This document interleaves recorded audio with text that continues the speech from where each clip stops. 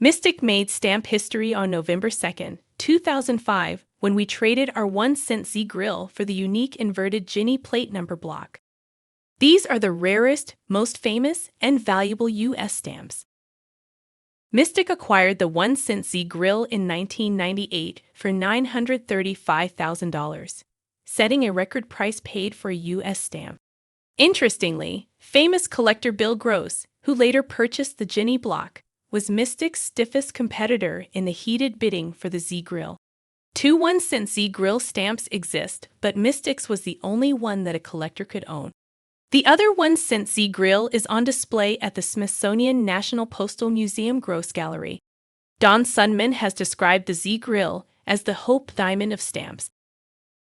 On May 14, 1918, William Robe, an office clerk of modest means, purchased the only known sheet of 100 inverted Ginny stamps at the post office, fulfilling his dream of making a once-in-a-lifetime discovery. The plate number was printed in just one area of the selvage, and that would have been trimmed away had the sheet not been inverted. It's an accident that the Ginny invert plate number block exists at all. Robe sold his sheet days later for $15,000. Over the years, the stamps were numbered and separated, with the plate number block of 4 being owned by some of our hobby's most famous collectors.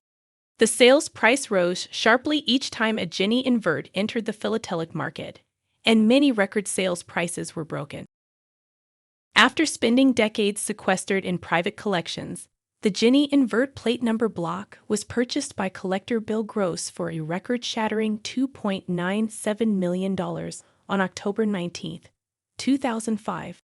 The philatelic world buzzed with speculation about the rarity and the implications of the sale on stamp collecting. But before the talk faded, collectors around the world were shocked and intrigued by a second announcement, a one-for-one trade of the Ginny plate block and the Z grill.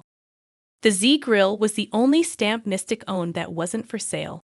It was also the one stamp that Gross needed to succeed in owning a complete 19th century U.S. stamp collection. Although ownership of the Z grill was a source of great pride, Sundman ultimately decided the trade would be fun, historic, and make a great story for stamp collectors everywhere. And he was right. News of the unprecedented, one-to-one trade on November 2, 2005, made newspaper headlines around the world, including the New York Times, and was featured on television. Right after the trade, National Public Radio interviewed Don Sundman for All Things Considered. Thousands of people, collectors and non-collectors alike, discovered the history, romance, and intrigue of stamp collecting.